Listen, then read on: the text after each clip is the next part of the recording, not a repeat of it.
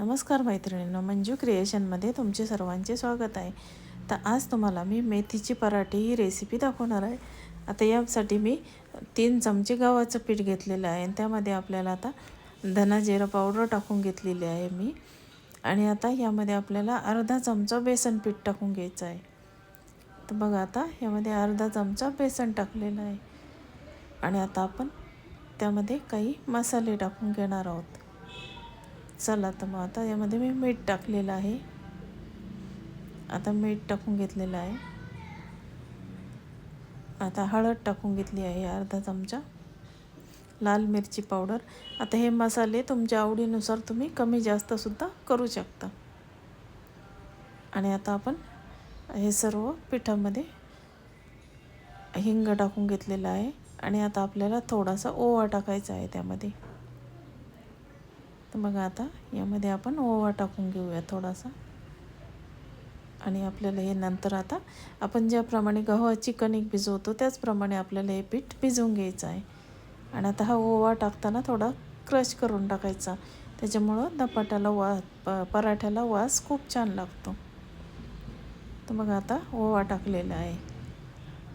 आणि आता आपण मेथीची भाजी धुवून घेऊया. आता मेथीची भाजी स्वच्छ धुवून कोरडी करून घेतलेली आहे. आता ही मेथीची भाजी आपल्याला कोरडी करून घेतलेली आहे. आणि आता ही आता बारीक चिरून घेणार आहोत आपण. चला, तर मग आता ही बारीक चिरून घेऊया.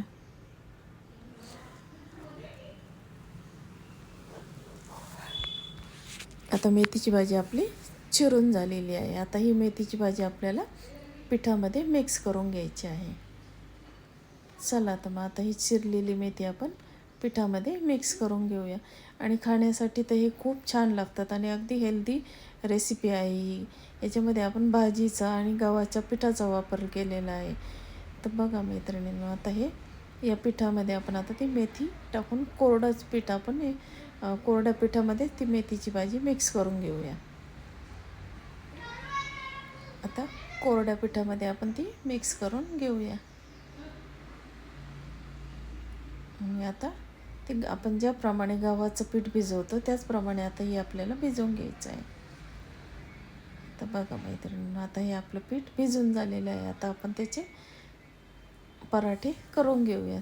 चला, तर मग आता पीठ भिजवलेलं आहे. आता आपण पराठे लाटून घेऊया त्याचे.